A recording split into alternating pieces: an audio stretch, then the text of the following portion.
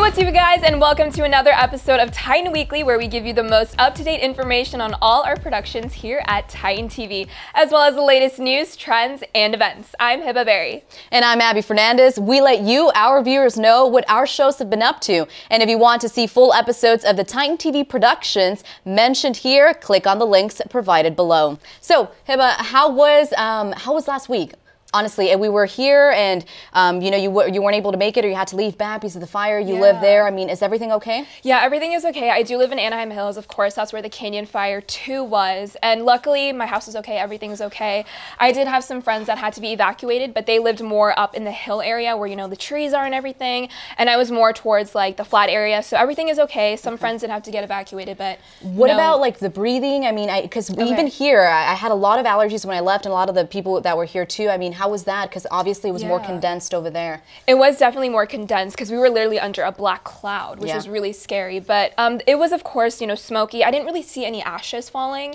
So, but it eventually cleaned up. So that was really good. Yeah. Yeah. No, we were talking about this just earlier. How, I mean, it was maybe a dozen or more houses that burned, and you know, I live in Costa Mesa, which is, it was sort of not gearing down there, but you know, I started thinking, like, what do you do? I mean, my husband called me and said, what are we gonna take? You know, what do we prepare? I was like, I don't know. You don't think about it until something like that happens. It's also very interesting because the people that did lose their houses, they just said it was things. They're replaceable. So I thought that was, you know, a good way to look at it. That's true. Yeah.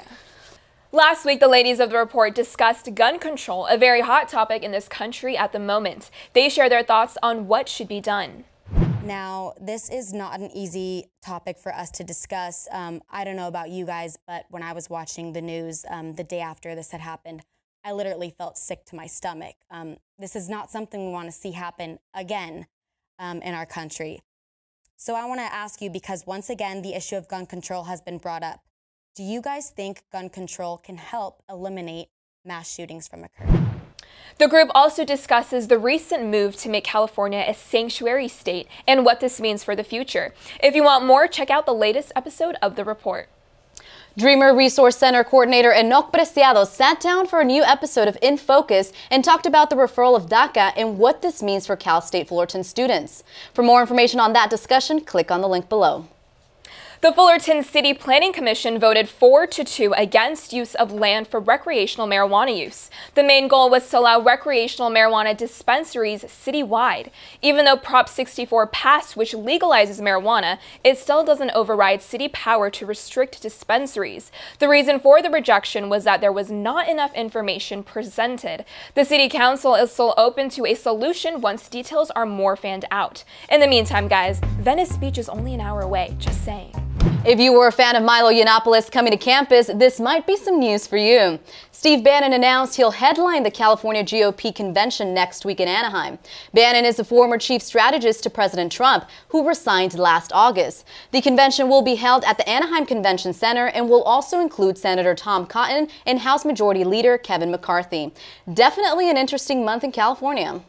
In other news, the Boy Scouts are letting girls in. The Boy Scouts of America is now all-inclusive and will allow girls to earn badges and ranks and join popular organizations like Cub Scouts and Eagle Scouts. This decision came as an attempt to bring in more families into the organization after a declining membership. The Boy Scouts have lifted the ban on openly gay scouts in 2013 and a prohibition on gay troop leaders in 2015.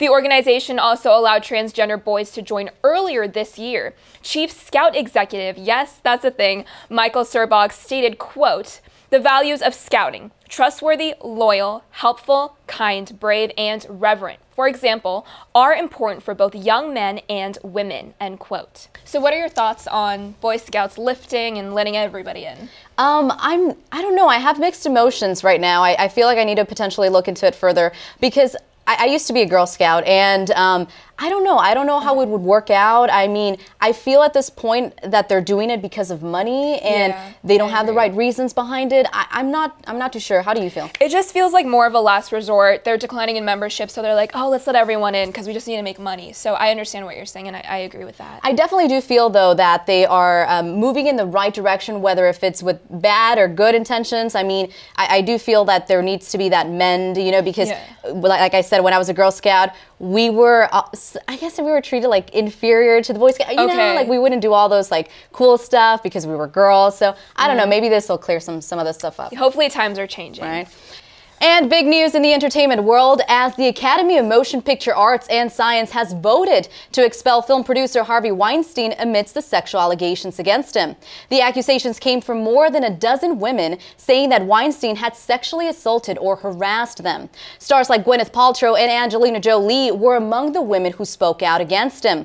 Weinstein has produced many successful movies like Pulp Fiction and Shakespeare in Love.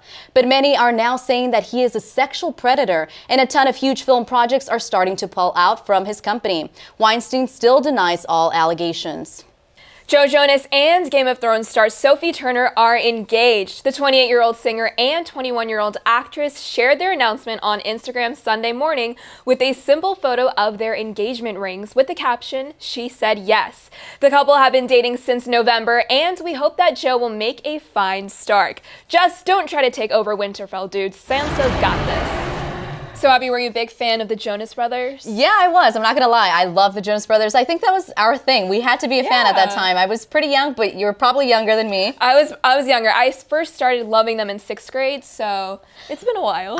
It's so ridiculous. I mean, I had like posters and everything. I mean, it was pretty bad. My favorite was that type of fan. Oh. My favorite was definitely Nick. Did you have a favorite? Yeah, I liked Nick for sure. Yeah, I think everyone did. I feel bad for the other two. Yeah, because mostly it was Nick and Joe, so Kevin was a little bit left out. I feel bad for him, but he's okay. He's married. We're terrible. He has kids. He's doing good. I think it's also because he was older, right? Because he was significantly older, right? I don't really know their age differences. He was like 20-something when they were like in their teens, so I remember. Anyway, anyway, guys, best of luck to Joe, of course. We're gonna try something new today here at Titan Weekly, where at the end of the show we say something that is making us happy this week. So, Hiba, what is making you happy today? You know what? I'm really happy and excited about TV nowadays, and I know that Riverdale season 2 premiered last week, and so I binged the first season like a crazy person on Netflix, and so I'm gonna let the season 2 roll out. Hopefully, dodge some spoilers on Twitter and stuff, but I'm gonna binge the second season for sure when that releases eventually. I haven't watched it and I need to because everyone's saying it's so good. Yeah, the acting is very good. Oh man, I need to.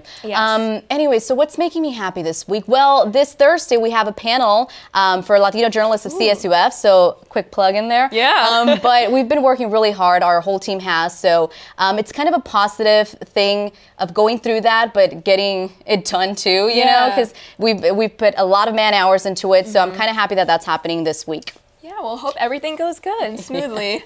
Anyway, guys, that's all here today at Titan Weekly. I'm Abbey Fernandez. And I'm Hiba Bary. Be sure to check out all our other productions here at Titan TV. See you guys next time.